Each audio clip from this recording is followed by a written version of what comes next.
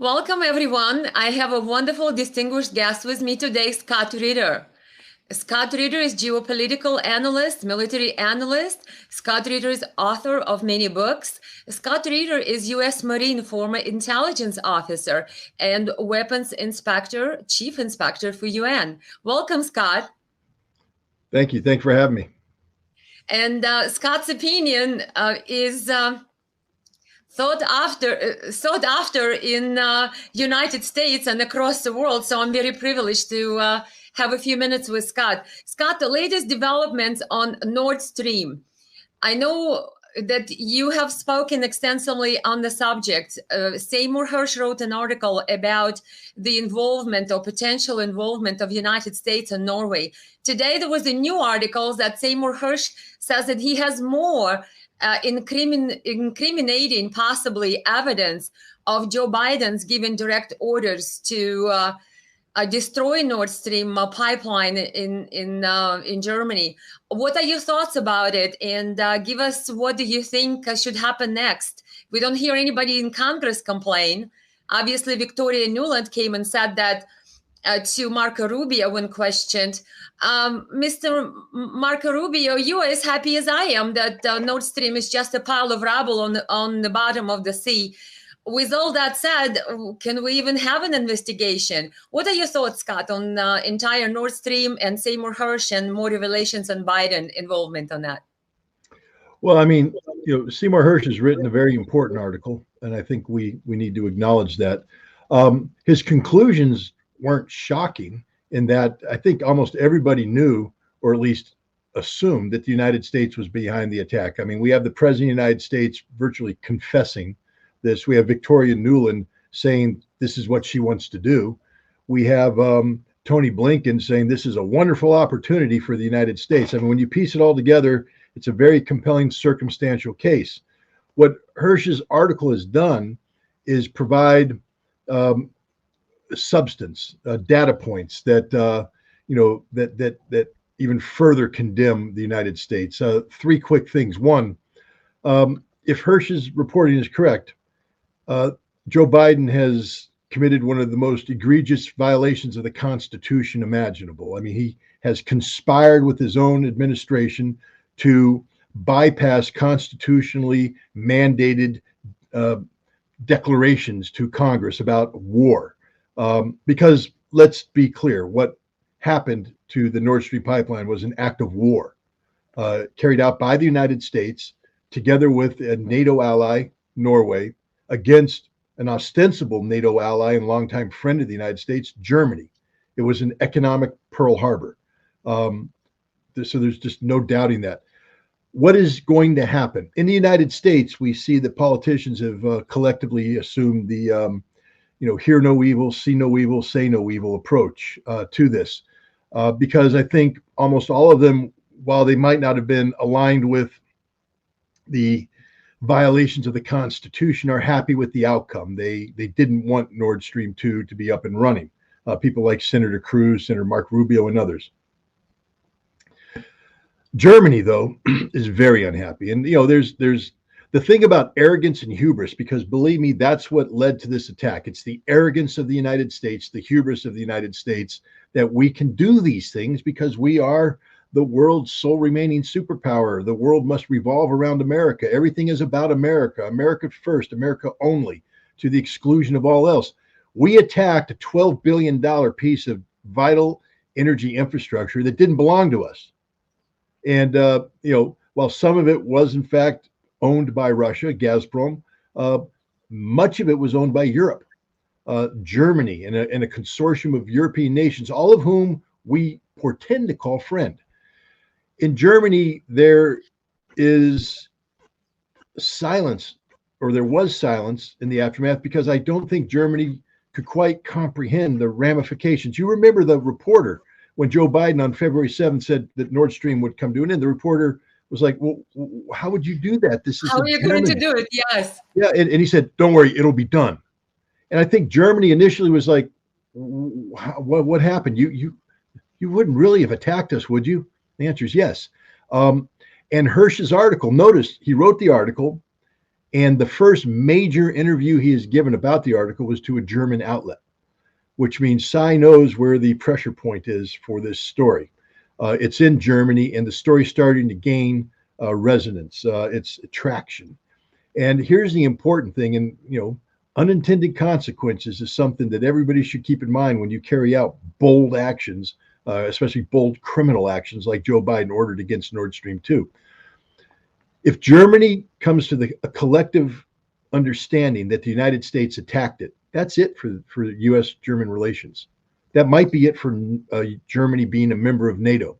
It will forever alter the relationship between Germany and the United States. The United States will no longer be viewed as a friend, but an enemy, somebody who attacked them, who carried out the economic equivalent of Pearl Harbor, deliberately damaging the German economy, destroying jobs, closing down factories, making people suffer.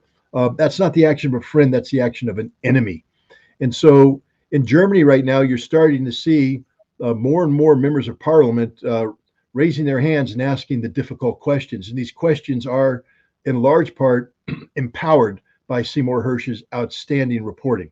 And if Seymour Hersh has a second wave of reporting, it might be the stake through the vampire's heart, with the United States being the vampire. But now there's a third aspect to this story that's just now starting to be appreciated.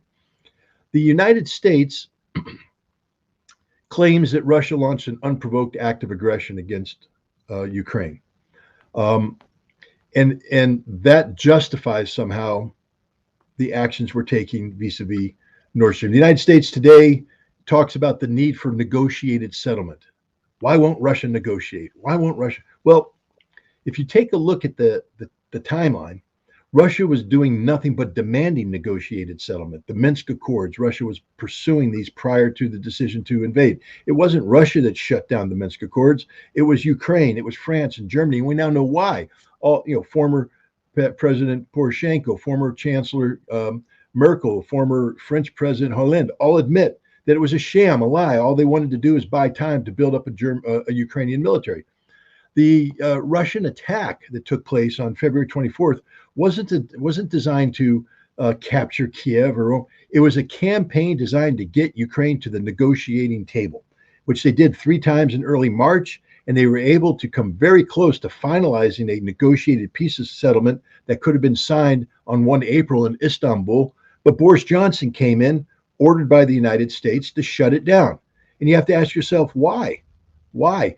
Because normally one would say, well, it's because the United States was ready to provide billions of dollars worth of equipment to Ukraine, but that didn't happen until May and June. This shutting down took place in late March, early April. Why? Because the United States hadn't blown up Nordstream 2 pipeline is the answer. That had to be done. There could be no termination of this conflict until that pipeline was destroyed. And so now, who is the United States at war with? Is the United States at war with Russia? If it was, they could have had a negotiated settlement. They didn't need to blow up the pipeline. The United States is at war with Germany. That this conflict isn't just about weakening Russia, it's about weakening Germany and weakening the European Union. And so now Europeans, wake up. Your enemy was never Russia. Russia never posed a threat to you. The enemy was the wolf you allowed into the lambs, the flock of sheep, and the wolf is now eating you one by one by one. And but it's disguised as a sheep, and your shepherd is the same person who put the wolf in there. The United States is the enemy of everybody, and that's the biggest part of this story. That the United States, unfortunately, has morphed into a nation worthy of the mantle of evil, because we are evil. When you support wars without justification, wars that kill hundreds of thousands of people, displace millions, you are evil. And the Biden administration is evil, criminal. Congress is not doing anything about it, which certifies the entire American government is evil, and the American people continue to be deaf, dumb, and blind, which makes us complicit in the crime. Therefore, we are, by extension, evil. I don't like this. I love my country, but you got to call a spade a spade. And right now, the United States, based upon what we did against Nordstream, is an evil nation. Thank you, Scott. What do you think Germany should do or could do? And what should or would happen to Biden? I mean, if would there be investigation? I mean, obviously, Congress is not interested, it seems, in Nordstream or bringing Biden to question him or nothing of the sort. And what could Germany do? I mean, is there going to be any type of justice in this situation? And what do you think would have happened if Trump was the president of the United States? Would the same things happen? Because Donald Trump also told Merkel way back when something about that you shouldn't have that Nord Stream. So it seems like both Democrats and Republicans agreed on the notion that, and my understanding, Trump said something about it's not fair that we support Germany and Germany is going to be economically tied to Russia while we are supporting Germany, something along those lines. So what should Germany do? What should happen to Biden, if anything? And do you think it would be different if Trump was the president? Would this happen? Well, I'll answer the last part first. Look, Donald Trump came into office claiming that he wanted to be friends with Russia. What's wrong with being friends with Russia, he asked. And yet, by the time his term ended, he was bragging about he was the toughest president ever against Russia, that I have imposed more sanctions, da-da-da. So I don't believe anything would have been different under Trump. If anything, things would have been worse, because I personally believe that while Trump might have some interesting notions in his head, he had no clue how to manifest them in terms of the American governmental bureaucracy. He was incompetent as a president. I think as bad as things are, at least Joe Biden knows the system, knows how to make the system work. So there's a modicum of evil professionalism taking place. Donald Trump was not a professional politician. He didn't know anything about managing this nation. And on a crisis like this, he could actually have made things worse, because his default mode is bluster, to threaten. And I think what we're learning right now is that Russia doesn't threaten, doesn't receive threats very well. So I don't think this would have been different. It could have been worse. What can Germany do? Well, act like a sovereign state is what Germany can do. And what happens when a sovereign state, I mean, the answer answers itself. What can Germany do? Once you set down the foundation, behave as a sovereign state, when a sovereign state is attacked in an unprovoked manner like the United States did, the answer becomes self-evident. Now, if you don't want to go to war, at least sever diplomatic relations. Don't tolerate the continued presence of the armed forces of a hostile nation on your territory. Evict them, evict the ambassador, sever all relations with the United States, and then start putting pressure on Europe. Because understand this, Germany continues to be the most important nation in Europe. It's the largest, most powerful, influential economy. Germany can take down all of Europe right now by simply saying, we're going back to the Deutschmark. Good luck with the euro. And when that happens, the euro crashes, the Deutschmark goes up, and Germany's large and in charge. So Germany's holding a lot of cards right now. And these cards could be even further enhanced if Germany did the right thing vis-a-vis Ukraine and said, not only will we not continue to supply military equipment, but we will oppose the Ukrainian position. We recognize the Russian position, and then work with Russia to reestablish the important economic ties. And then Germany transition over to the Trans-Eurasian Economic Union. There's a lot that Germany can do. Will they do it? No, because when you've been trained to be a compliant poodle of the United States for so long, it's very difficult to break out of that training. And right now, Germany is simply a nation too scared of its own shadow to actually step out and be a real nation. It's a fake nation. It's a colony of the United States. And until it learns how to understand what the term sovereign nation means, it will behave as a colonial nation subordinated to its colonial master, the United States. Thank you, Scott. Scott, what do you think about Chinese balloon scare and the aliens? Remember how the U.S. Air Force general answering the question from reporter, what was the fourth unidentified object that they just recently shot over Lake Huron, said, oh, I can't comment whether it was, extraterrestrial or not. As the reporter asked, I would like to have intelligence community answer that. Since you are our intelligence community, Scott, do we have aliens out there? I mean, what are they trying to bait us into, some kind of alien invasion to distract us from the hearings on Joe Biden's son in Congress and Twitter files suppression of free speech? What do you think is going on with these unidentified objects? An intelligence community is supposed to investigate whether it's extraterrestrial, otherwise we can't comment on it. What is going on? Well, what's going on is this is a massive campaign of distraction, as you noted. The last thing the Biden administration wants is for the American people to be focused on what's going on in Ukraine, because what's happening in Ukraine now is that the Russian military is getting ready to swamp the Ukrainians. This is not going to be pretty for Ukraine going forward. And many questions are being asked. For instance, yesterday at the Ramstein contact group, it was supposed to be a meeting where the world was going to come together and give Ukraine all the ammunition that it needed. And what came out of that is, we don't have any ammunition to give you, and we're unable to make any ammunition. You're going to lose this war. Now, they're not saying that. I mean, every time Ukraine is losing the war, when General Mark Milley comes out and says that Russia is losing the war, because that's the way Americans work. We lie about everything.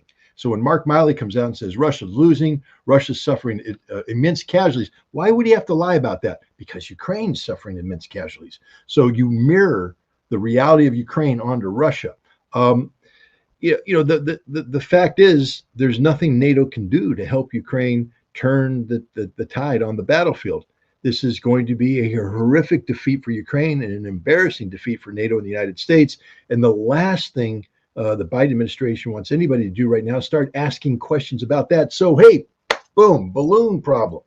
It's not the first time balloons have come over the United States.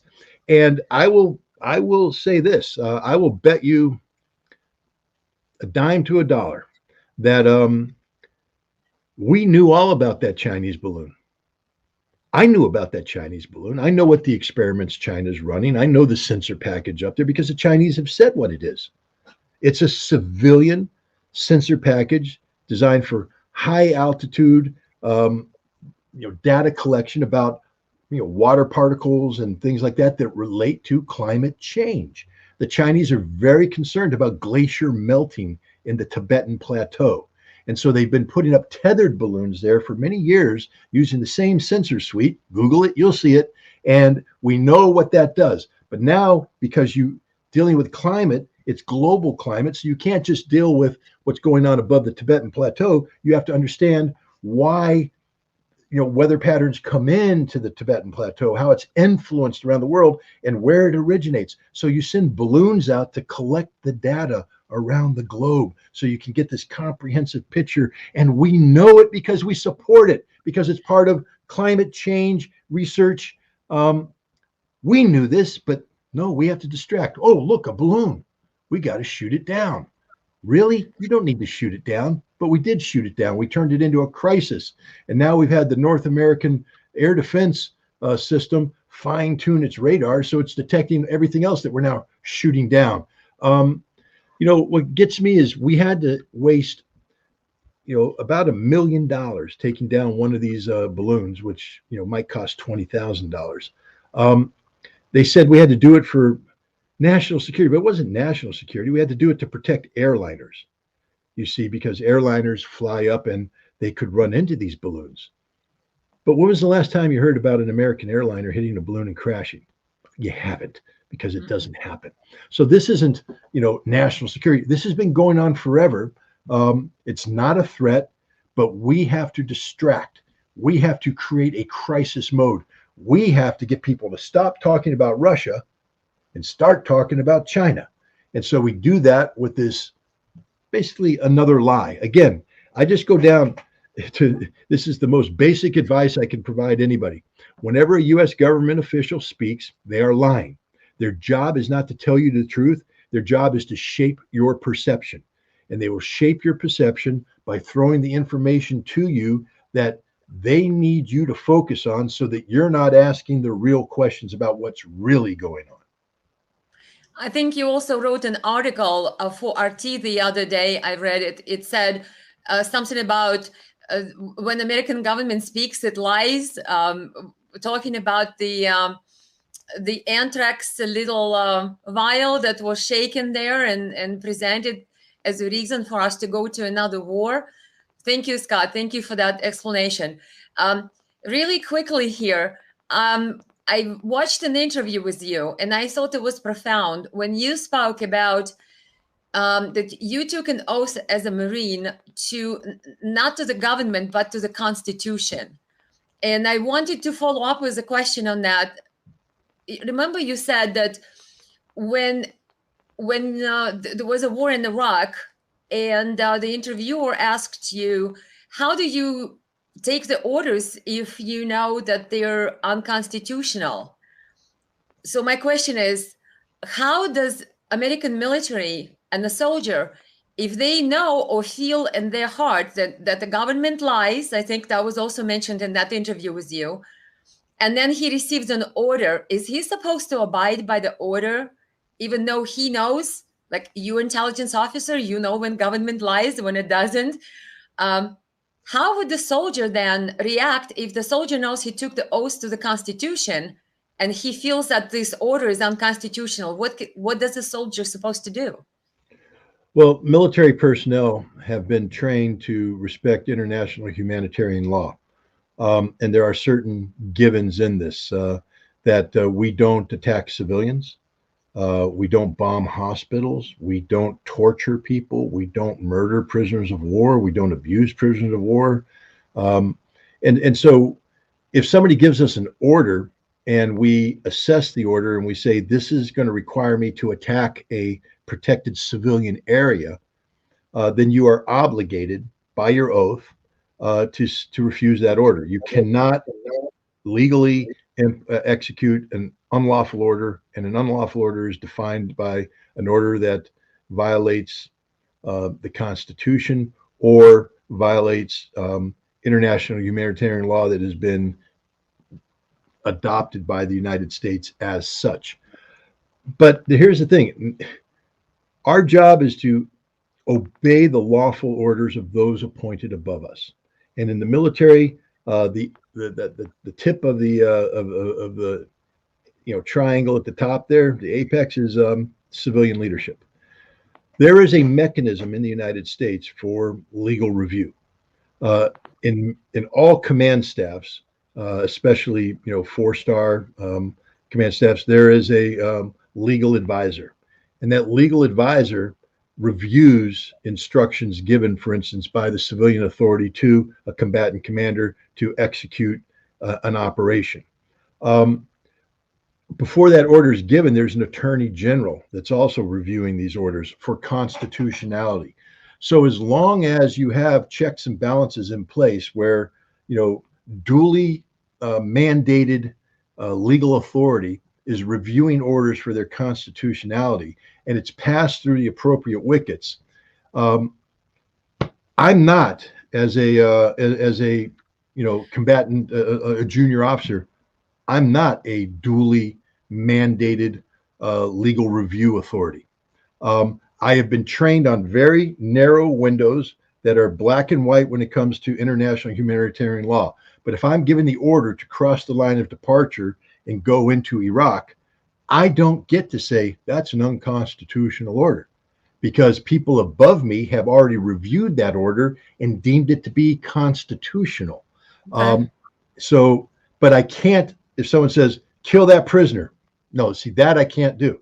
That is a clearly unconstitutional war. But the act of going to war, I have to obey that order. I don't have the latitude to say, no, this is an unconstitutional order, because I'm not mandated to do that. And frankly speaking, I'm not equipped to do that. I am either an intelligence officer or I'm a company commander. I have my job to do. I'm not a constitutional scholar, so I don't have the ability or the right to say, I'm going to subject that order to independent constitutional scrutiny carried out by me. That's worthless. That has been done by the people above me. And this is where faith in the chain of command, this is where integrity comes into play, that I have to assume that somebody above me has executed that order. Now, if I'm in a unique situation where out of the blue, I'm ordered to do something. Like, let's just say that it's peacetime and I get an order, Ritter, invade that embassy. I'd say, on whose authority? They'd say, from the President of the United States. I'd say, I need to see that written order. See, I'm allowed to do that. I'm allowed to say, I need to see that written order. I am not going to do this based upon your word and your word alone. I need to see the written order. And then when you get the written order, you're allowed to say, and I need to see the legal review. And you can seek that in a very unique situation. But generally speaking, no, we don't have the responsibility or the duty to say, time out, boss, I need to see the written order. Because by the time I said that, all my men are dead because I haven't executed the orders that I'm supposed to execute. So it's a complicated thing. The military's job is to fight wars, but fight wars in accordance with the laws of the United States. We take an oath to defend the Constitution, but part of that is faith in the system to ensure that the orders given to us are constitutional in nature. If things are obviously unconstitutional or obviously illegal, then we are duty bound to refuse those orders. Thank you, Scott. And one last question real quick. I would like to ask you some more questions, but we'll be respectful of your time today. When you were chief weapons inspector in UN, you took an oath there too. And I remember in one of your interviews, you see, there is a person who watches Scott's interviews here. You said that when you took an oath to serve in the UN, you told your American counterparts that once I take that oath, don't come and do the wink, wink to me that do something that we want versus what's in the UN's charter. How does it work? I mean, when you work for UN, do you still have their oath? Is it different, or do you have both American oath and UN oath that you and how does American government then comes in and says, hey, Scott, we need you to find these weapons over there, and like, what do you do? I mean, I know you had a nice story about it. Can you quickly elaborate how does that work? How did it work for you? First of all, understand that there's no oath to the United Nations. Okay. The United Nations is an organization of sovereign member states. And so people who work for the United Nations are citizens of their state. And so the United Nations cannot ask you to do something that violates the sovereignty of, frankly, any state unless there's a Security Council resolution. So it's not about being loyal to the United Nations. It's about adhering to the United Nations Charter, which in the case of the United States, because the Constitution says that any treaty that has been ratified by 2/3 of the United States Senate becomes the law of the land. So the United Nations Charter, having been ratified by the United States Senate, is a continuation of constitutional duty. But I don't take an oath to that. I take an oath to the United States to uphold and defend. You do sign, various non-disclosure agreements, and you do sign agreements that say that you will act to the general good of the United Nations, but these are non-binding. The United Nations has never successfully prosecuted anybody for violating these because the United Nations is not a state. It's not a sovereign entity. It is a organization. But the United States government, as part of the Security Council, passed a resolution 687 in April of 1991 that created the Special Commission, the inspectors, and mandated our work in Iraq. By the time I came in, it was September, and we knew right now that we are in there's a couple things that were obvious. One, that the Iraqis were lying through their teeth, and we were entering a stage of confrontation. And two, that the United States never intended to let the system work the way it was supposed to. We have James Baker, the Secretary of State, saying in May that it doesn't matter if Iraq gives up all of its weapons, we will never lift sanctions.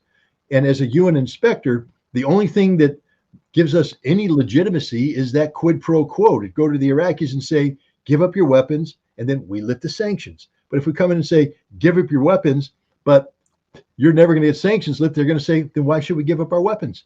That's the outcome. So there was this thing going on. And what I've said, a lot of people today christen me as a knight in shining armor. as God's gift to perfection and integrity. And I believe I operate with a extremely high level of integrity. But I live in the real world. And, my loyalty is to the United States of America, not Saddam Hussein, and not at that time, Boutros Ghali. And so I was brought into a situation where I'm looking around going, this is confusing. This is very confusing what's going on. I'm being asked to create an intelligence organization that's never been created in the history of the United Nations to go into Iraq and carry out actions that are normally only done with the authority of a sovereign state. But now I'm doing it on behalf of the United Nations. And I have to be careful because what I'm being asked to do could be used for other purposes. And then I'm violating not the oath, but I'm violating the commitment I have made to implement Resolution 687 faithfully. So I went down to Washington, D.C., and I met with a panel of people from the CIA, State Department, Department of Defense, et cetera. And I said, you got to be straight with me, guys. Is there something going on that I need to be aware of?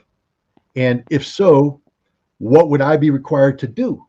I need to know up front. I need to define what my expectations are so I can decide whether or not I want to be part of this. So I'm a loyal American. If you're going to tell me right now, hey, 687, we want you to go in there and we need you to do this, that, and the other thing, I would have pulled back and said, do I want to do that? And do you want to know what the answer would have been? Yes, I would have done it because I'm an American. And my government is telling me that's what they need me to do. I have no loyalty to the United Nations. I have none. I am loyal only to my country. But so I put that out there, but they told me, no, your orders as an American is to faithfully implement Resolution 687. Faithfully implement Resolution 687. And that's the orders from my government to me. And now I have received a direct order from a constitutionally mandated authority to me as an American citizen. And now I'm going to execute that order. And there ain't no wink, wink, nod, nod clause. So again, because I am a man of honor, I'm not perfect. I told you, had they told me to be the spy, I would have been the best spy you ever saw. But they told me to faithfully implement that. That became my duty. That became my job. But then almost immediately, I clashed with the CIA, who 1 minute's telling me, no, faithfully execute your mandate. But then on the other one, they're going, hey, yeah, we're going to come in and we're going to do this. And I'm like, no, you're not. Not under my watch, because that isn't related to the resolution. And so I was at war for 7 years, not only against the Iraqis, who viewed me as an overly aggressive son of a gun. They called me Abu Azamat, the father of all crises, because every time I led an inspection team in, there was a world crisis that led to the Security Council meeting and demanding to bomb and all this stuff. So I literally was the father of all crises. The Iraqis, they respected me because I never lied to them, but they didn't like me. But while I'm doing this job, and it's a tough job, I mean, on 3 occasions, they tried to kill me. On several occasions, they put guns to my head. They threatened to kill me and my inspectors. And so every time I led a team in, we didn't know. I mean, we literally prepared to be for being taken hostage. Imagine that, leading an inspection team of guys with no guns, with families, and telling them, trust me, guys, I'm going to get you through this. But we're going in there, and a couple of you guys have little beacons I've given you. And if we're taking hostage, people cluster around the beacon dudes because Delta Force is going to be coming in, and they're going to kill everything and grab you and get out. And they're all like, what? I work in a laboratory. I got a very thin neck. I got a very thin arm. I got pale skin. I'm not made to be rescue material for Delta Force. I don't want to be in your Chuck Norris movie. But then you have to say, this is what we have to do because we have to confront the Iraqis to get this done. And the Iraqis, they're like sharks on blood. If a shark senses blood, they swarm and they eat. Fear is the blood. If you go in there and you demonstrate any fear, they swarm, they intimidate you, and the team is ruined. I watched too many inspection teams get intimidated by the Iraqis and lose their ability. So I went in hard every time, right in their face. And this is very tough because you have to trust the people not only with you, but behind you. And the people behind me were the U.S. government, including the CIA that was at war with me. They didn't like what I was doing, you see, because if I successfully accomplished my mission, then we would have disarmed Iraq, and then we have to lift the sanctions that the U.S. didn't want lifted. So I was only supposed to pretend to be a good inspector. I wasn't supposed to be a good inspector. And the better I got, the more they had to destroy me. The CIA ordered the FBI to investigate me on numerous occasions. So when I'd come home from Iraq after having a gun put to my head, I come home and I got the FBI threatening to sweep me off the street and haul me in and treat me, incommunicado. I can't call my family. They never did it, but they were threatening that the whole time. We're going to pull you off the street, Ritter. We're investigating you for espionage. We're investigating you for this. Espionage, everything I do is known by the CIA. I didn't do anything that wasn't known by the CIA. I coordinated closely with the CIA, but there were parts of the CIA that didn't like this. So the FBI is going after me. It's just war. I'm being undermined. I went to Jordan and seized some gyros. I mean, we did a lot of really cool stuff. The Israelis gave us some really good intelligence about gyroscopes, missile gyroscopes coming out of Russia through Jordan into Iraq covertly. And so I took that intelligence, went to Jordan, met with the king's advisor, and I got the Jordanians to raid the warehouse that night. And we seized all of these gyros. And it was a great success. So I wanted to take some of these gyros so that we could get them. Remember, there's a thing called chain of custody. So if yes, I got a chain of custody so that the findings are legitimate, so that nobody inserted anything there. So I'm establishing a chain of custody with the Jordanians to get the seized materials brought out to a laboratory known by the United Nations to evaluate it, to determine if the technical specifications of the gyroscopes exceeded those set for limitations by the Security Council resolution. My job. What did the CIA do? As soon as I left, they came in and said, don't trust him. He's an Israeli spy. Give us all the gyros and never work with him again. So now we're calling up the Jordanians saying, hey, ready to work? And they're like, well, we don't want to work with you anymore because you're apparently a bad guy. The CIA came in and stole everything. And suddenly the CIA comes in with its own assessment. And I'm like, well, we can't use this. Why not? This is America. I said, you're not the United Nations. I had a chain of custody thing going on. You came in and violated the chain of custody. I can't trust you because I wasn't there. I wasn't there when you did your evaluation. I didn't have somebody there signing off on the seals, on the bags to make sure the stuff, that's just, I was at war the entire time with the United States. And it was draining because I'm at war at home when I'm supposed to be preparing for the inspection. Then I go on the inspection. I'm at war with the Iraqis, but I got the CIA attacking me from behind. And that's just the way it was. But the one thing I'm proud of, and I'll leave it with this, when I resigned from the Special Commission, I think the Iraqis were relieved because I was literally a troublemaker for them. But they knew that I was an honest guy. And one reason why they knew that, in March of 1998, I led an inspection team in to inspect the Ministry of Defense building. This was a building that Tariq Aziz, then the Deputy Prime Minister, said that if you inspect the Ministry of Defense, it's war. We will never let you in. And yet, because in January, I had been blocked by the Iraqis, they created a crisis. Kofi Annan, the Secretary General, intervened, and they created these modalities of inspection, which were supposed to be an agreement that allowed people like me to gain access to sensitive sites. So now the United States wants to test these modalities. So who better to test them than the father of all crises? And so they're going to send me in with this team, and we're going to be very aggressive. And I have no problem being very aggressive in implementing the agreed upon modalities. But the United States at the last second slips in the Ministry of Defense building. And we're all like, dude, that's war. And they're like, yeah, but if the Iraqis are serious about this agreement, they'll have to let you in. We're like, they ain't going to let us in. And my suspicions were confirmed when I met in the final meeting before leaving to Bahrain and then on to Iraq, where my own boss, Richard Butler, who had met with Madeleine Albright and the White House and got the secret orders, admits in front of everybody. He draws a whiteboard, and Bill Richardson, the U.S. ambassador, is there. Charles Dulfer, the deputy's there. Peter, somebody who's there, and the CIA guy's there. And he draws it on the board and he says, okay, Ritter, we need you to go into Iraq on this day, and you have to inspect the Ministry of Defense on this day because we need to have a crisis then, and we can begin bombing here. So he was tied to Ramadan. We had to have a week's worth of bombing before Ramadan so we didn't upset the Muslims. I mean, it's kind of stupidity. So it's all on a tight schedule. And I went, boss, my job isn't to start a war. Don't worry about it, Scott. You just go and do your inspection. I said, okay, I will go and do my inspection. So off I went. Now, there's a long story about how they tried to stop me. Madeleine Albright didn't want me on that team. The CIA guy actually fought for me, and Bill Clinton, the president, intervened to keep me on the team. So now I'm on the team. Madeleine Albright's in Paris, sitting next to her French counterpart, almost just dying, giddy.